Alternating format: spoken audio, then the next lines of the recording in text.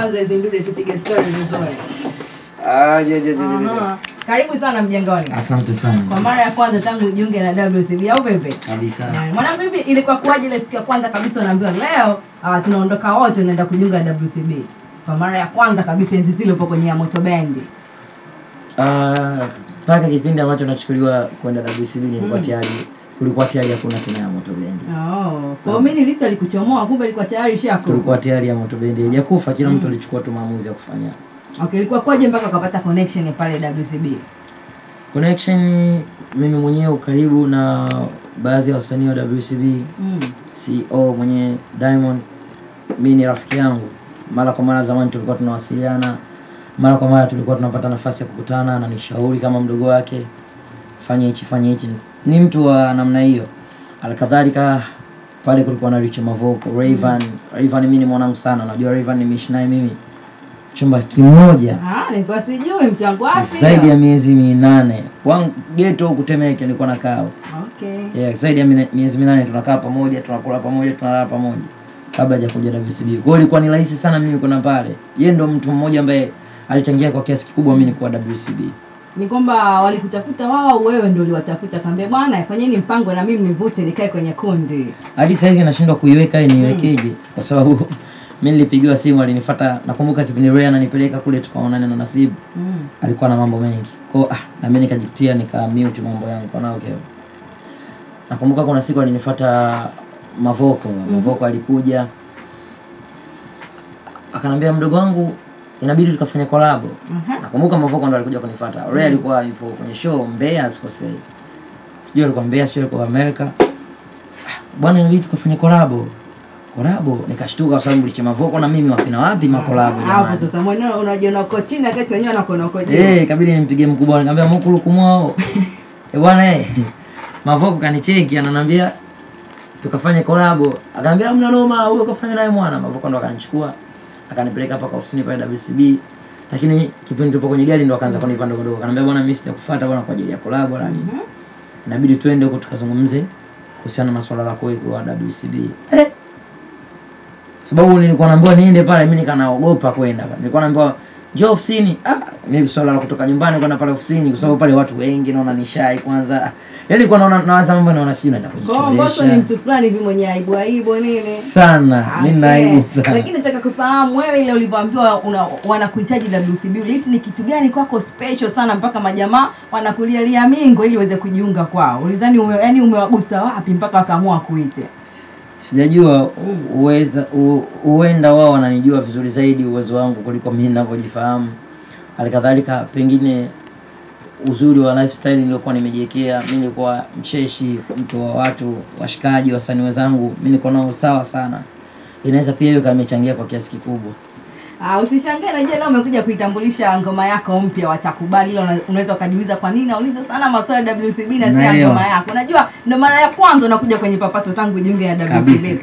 WCB ni lebo ambayo ina wasanii wakubwa wanaofanya vizuri kama Rayvan, Mavoko japokuwa ni washikaji zako. Nauishi kufahamu kuna challenge gani unaiona itakuja kutokea hapo mbele kati yako wewe labda na Harmonize au na boss mwenye Diamond pale inakuwa kwaje hapo? Changamoto sio kama nimeziona nimekutana nazo ni sasa hivi. Nilivyoanza tu kuingia WCB changamoto zilikuwepo kwa sababu mimi nilishazoea kwamba naandika verse yangu moja. Akija Enoki naye anatia kipande chake kidogo. So verse kipande. Beka naye anatia kipande, Aslia anatia kipande, tunakamilisha Moto Band. Lakini sasa hivi nimeingia kwenye wakati kwamba natakiwa niandike nyimbo yangu mwenyewe mwanzo mpaka mwisho. Na sio nyimbo tu, iwe nyimbo nzuri. Sio nyimbo nzuri tu, iwe hit song. Sio hit song iwe inaweza ikawekewa hela alafu pia nyimbo ikarudisha hela. Kwa hizo ni changamoto. Ukija kuangalia pale watu wote wanafanya vizuri. Harmonize anafanya vizuri, Lavalava anafanya vizuri, Darling anafanya vizuri, Rayvan anafanya vizuri, Mavoko. Nikirudi kwa Diamond mwenyewe sio la kukusimulia, nadhani unafahamu kile. Kwa lazima mimi nikirapa nione na mimi napinduka vipi, wananchi wanipokee, wanisupport na mimi nifike hata kama nisiende moja kwa moja hadi juu. At least niwe katikati hapa. Nifanyeje? Ndio vitu ambavyo nilikuwa nafikiria kwa mara nyingi. Vilinipa changamoto sana. Kuna muda nafikiria au niimbe kama Diamond. Au niimbe kama Lavalava, au niimbe kama yaani unajikuta unatamani uimbe kama wasanii wenzako wa mule ndani. Na ukijitathmini na mwenyewe katika wale wasanii wa lebo unajiona uko namba ngapi? Yaani kwa ngoma yako tu unaitoa na kasema aise mimi hapa Diamond mwenyewe anasubiri mimi namba 3 namba 1. Unaona jana namba ngapi kwenye WCB? Hapana, siwezi nikajua niko namba ngapi. Alafu kwangu mimi naona WCB wote tuko sawa. Tuko sawa tu. Mondi na Mbosso wote fresh. Kwa sababu tuko sehemu moja. Kwa sababu leo hii mimi siwezi nikafanya kitu changu kikapelekwa radio kama kijapitishwa na wenzangu. Okay, lakini pia tunafahamu WCB ni lebo ambayo inapambana sana kuhakikisha muziki wetu wa bongo unafika mbele, unafika mbali. Kabisa. Wewe kujiunga na WCB unadhani utachangia vipi kuhakikisha muziki wetu wa bongo unatusua? Kwanza cha kwanza lazima nikumbuke imekuwa ni bahati kwangu mimi kuwa pale kwa sababu kuna wasanii wengi wazuri kama unafahamu. Mitaani kuna watu wanaimba sana, kuna watu wana talent sana. Lakini uwepo wangu mimi WCB kwangu naona kama Mungu wewe. Umenipa nini mimi ya labda? Kwa hiyo cha kwanza kikirudi kichwani, lazima na mimi nihakikishe kwamba siku moja dunia ifikie hatua ifahamu kwamba kuna mtu anaitwa Mbosso, kuna mtu anaitwa Mbwana Yusuf Kirungi naye ana kipaji, anahitaji achukue muziki wa Kitanzania upeleke duniani. Kwa hiyo itafikia hatua hivyo na imani kwa sababu as long as nipo kwenye mikono salama, Mwenyezi Mungu na imani atanifungulia siku za usoni.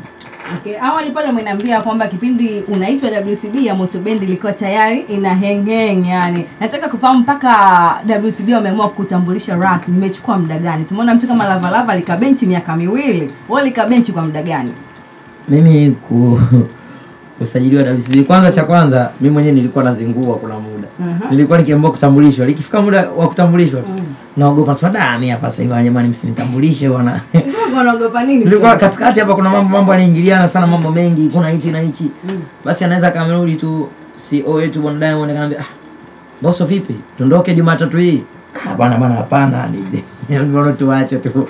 Kwa nini? Nikamwambia mimi naamini Mwenyezi Mungu hajaandika kwa kipindi hichi. Kuna muda utafikia ambao wananchi watakuwa wananihitaji hapo. Halikadhalika pia niliingia kwenye jukumu, management walinipa jukumu la kumaliza album. Kwa hiyo nilikuwa natumia muda mwingi sana kufanya album yangu kwanza. Kwa sasa hivi ushaandaa ngoma ngapi? Maana hii ndio ya kwanza tumesikia ikiwa chini ya lebo. Tangu niingie WCB nyimbo ambazo nimerekodi zimeisha sio chini ya 15 au 16.